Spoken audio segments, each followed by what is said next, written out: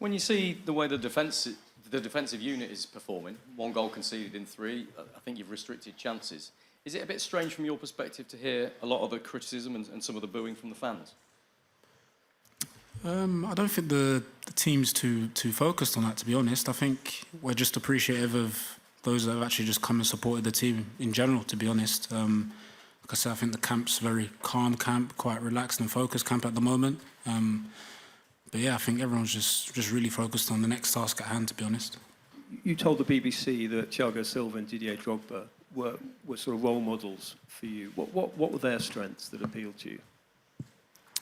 I'd say resilience, both in their stories growing up, both in what they had to endure in their careers. In any professional career, it's really difficult to make it to the top.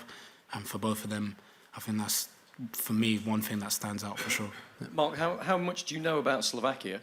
Because we thought for a long period it might be the Netherlands you were playing in the last 16. Turns out it's Slovakia. Have you started looking at them specifically yet? We haven't done any team analysis on them, but we all watch the games and we know they're a really good side. Obviously coming, I think it was third in the group they qualified. But yeah, they've got some really good players in their team. Lobotka being one, the obvious one from Napoli, but a lot of good players. You know, I think it's just going to be another tough opponent, tough challenge to deal with. But it's important that we just have to be ready for those challenges and match whatever intensity they're going to bring.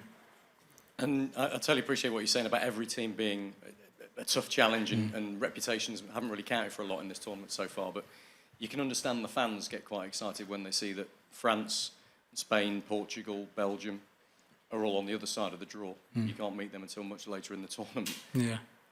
Does that build confidence? I think what builds confidence is togetherness, performances, the fact that we haven't lost the game yet, which is really important. I think all the other things you can't really control. I think it's important that we just control what we can control, and that's remaining calm, focused, and dealing with whatever you know, obstacles in front of us. And the manager has spent his entire England career really trying to build a togetherness and an atmosphere around the England camp, which is great for you guys to go out and do your best. Is that still there? Do you still sense that? Is there still a positivity in the camp that, because it's your first experience, of course, of a major tournament?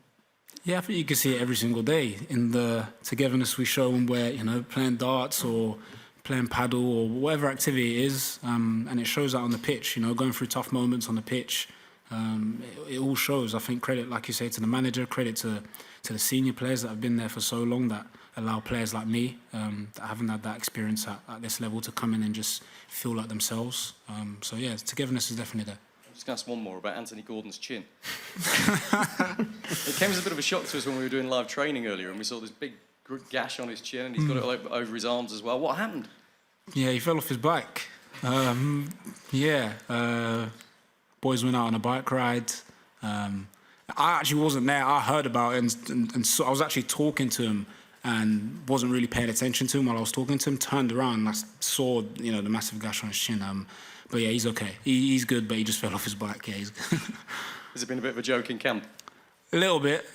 But yeah, he's doing well. He's doing well now. I think that's part of the live section. And actually, you'll be hearing from Anthony Gordon tomorrow, so you can ask more on that.